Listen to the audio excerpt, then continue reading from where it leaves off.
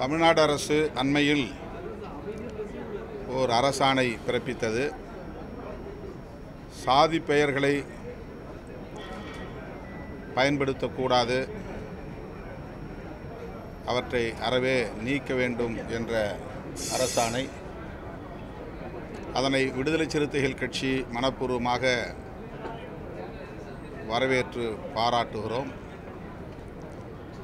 மாண்புமிகு முதலமைச்சர் அவர்களை சந்தித்து அந்த அரசாணையை வெளியிட்டமைக்காக அதனை முறைப்படி நடைமுறைப்படுத்த உரிய நடவடிக்கைகள் எடுப்பதற்காக விடுதலை சிறுத்தைகள் கட்சியின் சார்பில் நன்றியை தெரிவித்தோம். அதேபோல இன்னும் சில சாதிகளின் பெயர்களில் இன் விகுதி உள்ளது. அந்த இன் விகுதிகளை அகற்றி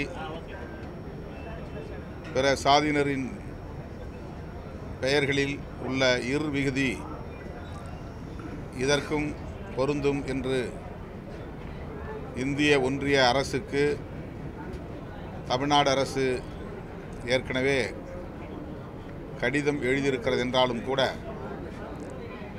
அதனை சட்டமன்றத்தில் ஒரு தீர்மானமாக கொண்டு வர வேண்டும் என்ற கோரிக்கையையும் மாண்புமிகு முதல்வர் அவரிடத்தில் வைத்தோம்.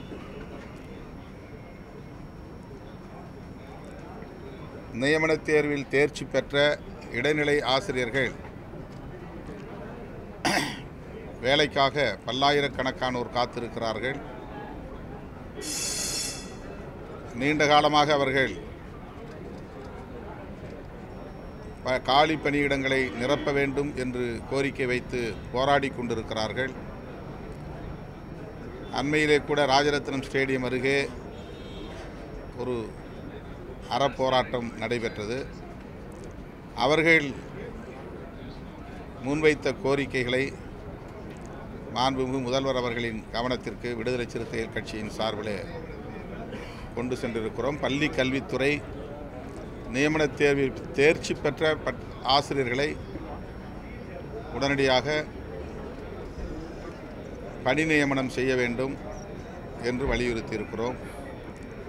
அதேபோல ஒருங்கிணைந்த பட்டதாரிகள் சங்கம், பட்டதாரிகள் ஆசிரியர்கள் கூட்டமைப்பு சான்றிதழ் சரிபார்ப்பு முடித்து வேலை பெறாமல் ஏறத்தாழ 9,000க்கும் மேற்பட்டவர்கள் காத்திருக்கிறார்கள். கிட்டத்தட்ட 14 ஆண்டுகளாக அவர்கள் இந்த கோரிக்கையை வலியுறுத்தி வருகிறார்கள். கலைஞர் ஆட்சி காலத்திலேயே சான்றிதழ் சரிபார்ப்பு முடிந்து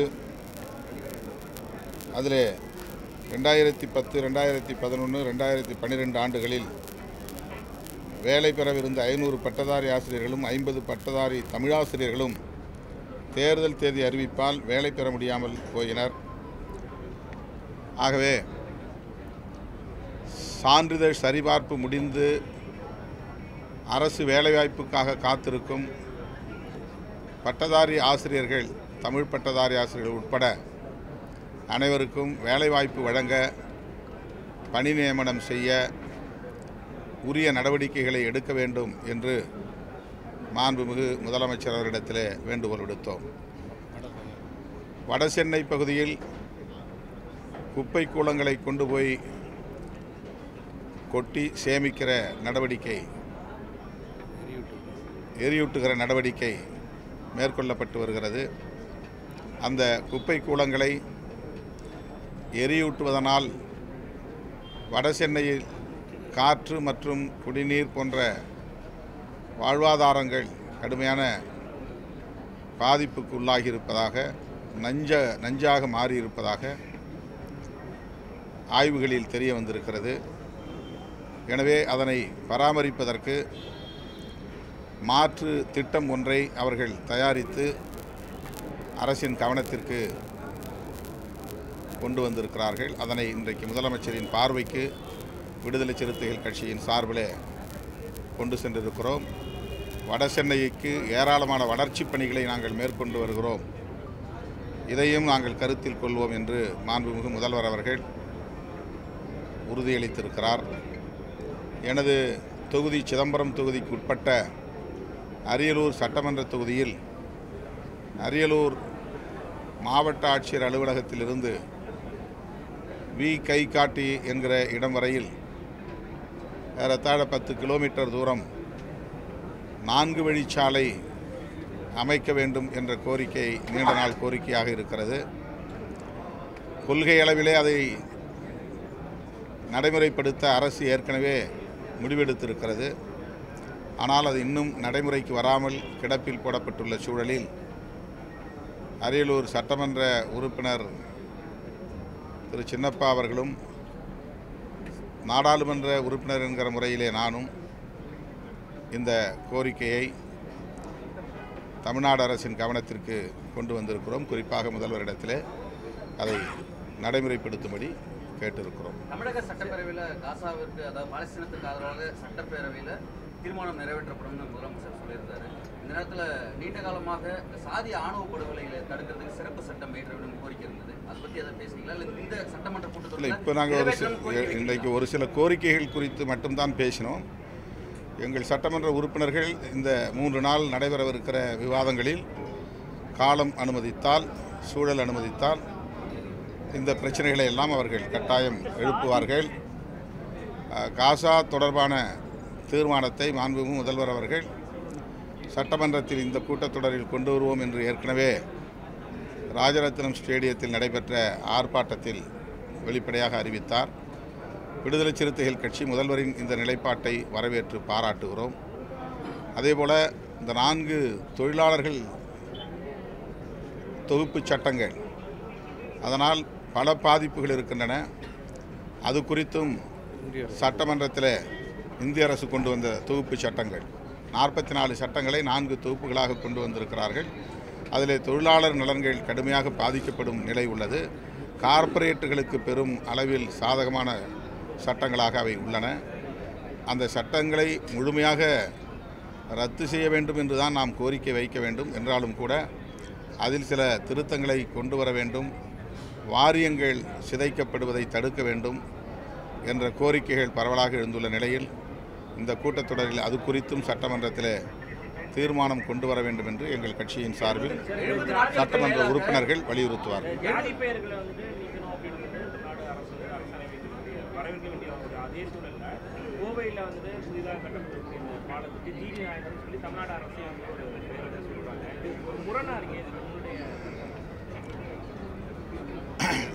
இனி வருங்காலங்களில் எந்த பெயரும் சாதி அடையாளத்தோடு இருக்கக்கூடாது என்பதுதான் நம்முடைய கொள்கை முடிவு.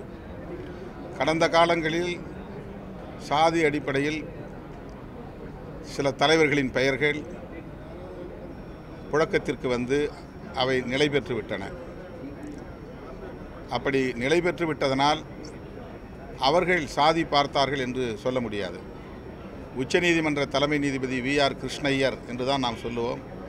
ஆனால் அவர் சாதி ஒழிப்பு அரசியலை முன்னெடுத்தவர், சாதி ஒழிய வேண்டும் என்று குரல் கொடுத்தவர், ஏராளமான தீர்ப்புகளை கொண்டு வந்தவர். அதேபோல் EMS நம்பூதிரிபாடு மார்க்சிஸ்ட் கம்யூனிஸ்ட் கட்சியினுடைய தலைவர், அவருடைய பெயரில் சாதி பெயர் இருக்கிறது. ஆனால் அவர் இடதுசாரி சிந்தனையாளர், சாதி ஒழிய வேண்டும் என்பதில் உறுதியாக இருந்தவர்.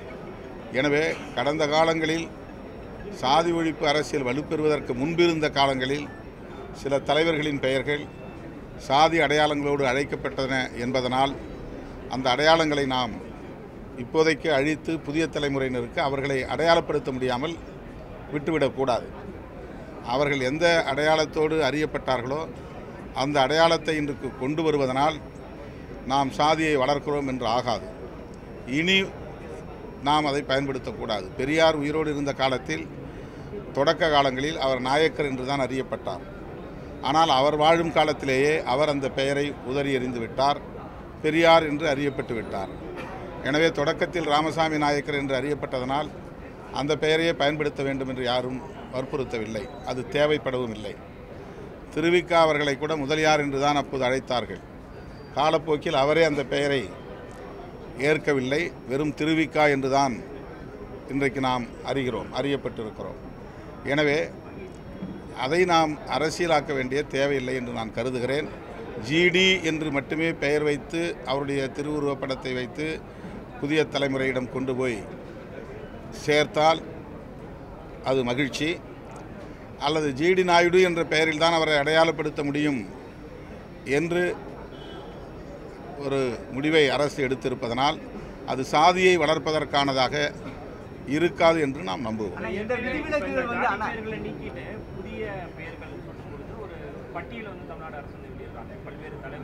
அது ஒரு சான்றுக்காக தான் சொல்கிறது. அது பூரா பேரில் அப்படி வந்து மொத்தமாக அப்படி போட்டால் ஒரு 300-400 பேரை அரசு பட்டியல்படுத்த வேண்டியிருக்கு. ஒரு அடையாளத்துக்கு அவங்க சொல்லியிருக்கிறாங்க. நாம் இச்சா இப்போ யாரும் அதை எதிர்க்க போகிறது இல்லை. அதுக்கு நம்ம கோரிக்கை வைக்கலாம். அதில் என்ன இருக்குது? அது வந்து அதனால் அந்த பெயர்கள் அங்கே இடம்பெறாத பெயர்கள்லாம் நம்ம சேர்க்கணும்னு நினச்சோம்னாக்கா அரசாங்கம் வந்து இப்படி ஒரு சான்றுக்காக காட்டியிருக்காங்க. இந்த மாதிரி பெயர்களை வைன்னு சொல்லியிருக்கிறாங்க. ஆனால் இல்லைண்ணா, இப்போ ஜிடி நாயுடுவையும் நம்பூதிரி பாட்டையும் ஒரு விதிவிலக்காக சொல்கிறோம். அப்படியே இருந்தாலும் அவங்க ஜாதி தலைவர்கள் எல்லாம் இருந்துட்டு போகணுன்னா பசும்பொன் முத்துராமலிங்க தேவருக்கும் வாவு சிதம்பரம் பிள்ளைக்கும் அது பொருந்துமா அந்த விதிவிலக்கு? நாம் தான் மக்கள் தான் அதை முடிவு பண்ணணும். நாம் வந்து வேண்டான்னு நினச்சா வேண்டாம், அது வேண்டும்னு நினைக்கிறவங்களுக்காக சில வேலைகளில் தவிர்க்க முடியாத ஒரு அடையாளமாக இருக்குது. வாவுசிக்கெல்லாம் யாரும் இப்போ பிள்ளைங்கிற அடையாளத்துக்கு போடுறதில்ல. அவர் வாழ்ந்த காலத்திலேயே வாவுசிங்கிற மாதிரியே பதிவாயிருச்சு. மக்கள்கிட்ட அவர் அறியப்பட்டிருக்காரு. 70 நாட்களுக்கு மேலாக சென்னை மாநகராட்சியில் தூய்மை பணி செய்து வந்தவர்களுக்கு வேலை இல்லாமல் வீடுகளில் வாழ்வாதாரம் இழந்திருக்காங்க. பல்வேறு கட்ட போராட்டங்களை முன்னெடுக்கிறாங்க. மனு கொடுக்க கூட விடாமல் அவங்களை கைது செய்கிறாங்க. இன்றும் அவருடைய போராட்டம் தொடர்ந்துகிட்டே இருக்கு. பெரும்பான்மையான இது குறித்து இந்த கூட்டத்தொடரில் எங்கள் கட்சி உறுப்பினர்கள் சிந்தனை செல்வன் மற்ற தோழர்கள் இது குறித்து கட்டாயமாக சட்டமன்றத்திலே குரல் கொடுப்பார்கள். தூய்மை பணியாளர்கள் விஷயமா இல்லை, நாங்கள் ஒட்டுமொத்தத்தில் தனியார் மயத்தை எதிர்க்கக்கூடியவர்கள் தான். அது இந்த கார்ப்பரேஷனில் ஏற்கனவே 3-4 வார்டுகளை தவிர மற்ற எல்லா வார்டுகளிலும் தனியார் மயப்படுத்தி விட்டார்கள். எல்லா அரசு துறைகளையும் தனியார் மயப்படுத்தி வருகிற போக்கு அகில இந்திய அளவிலே இருக்கிறது. தனியார் மயமாதலை எதிர்ப்பது அப்படிங்கிற நிலைப்பாட்டை எடுக்காமல் ஒரு குறிப்பிட்ட இடத்தில் நடக்கிற போராட்டத்தில் மட்டும் அரசுக்கு எதிரான ஒரு நிலைப்பாட்டை பலர் முன்வைக்கிறார்கள். மொத்தத்திலே தனியார் மயமாதலை நாம் எதிர்க்க வேண்டும் என்கிற போது இதே சென்னை பெருநகர மாநகராட்சியில் மற்ற மண்டலங்களில் அல்லது ஜோன் மற்ற மண்டலங்களில் அதிமுக ஆட்சியின் போது அவுட்சோர்சிங் என்கிற தனியார் வசம் ஒப்படைக்கப்பட்ட நிகழ்வுகள் நடந்தேறின. இப்போ அந்த நேரங்களில் ஒரே ஒரு கட்சி தான் குரல் கொடுத்தது, அது விடுதலை சிறுத்தைகள் கட்சி தான். அரசாணை 152 திரும்ப பெற வேண்டும், அதுதான் அதற்கு இடம் கொடுக்கிறது, வழிவகுக்கிறது. அந்த அரசாணையை திரும்ப பெறுங்கள் என்று நாங்கள் மட்டும்தான் குரல் கொடுத்தோம். இப்போது போராட்டம் நடக்கிற போது முதலில் போய் 3வது நாளே சிந்தனை செல்வன் போனார், 4வது நாள் நான் போனேன். தொடர்ச்சியாக அந்த போராட்டம் முடிகிற வரையிலும் நாங்கள் தூய்மை பணியாளர்களின் பக்கம்தான் நின்றோம், இப்போதும் நிற்கிறோம். அவர்களுடைய கோரிக்கைகளுக்காக நாங்கள் சட்டமன்றத்தில் குரல் கொடுப்போம்.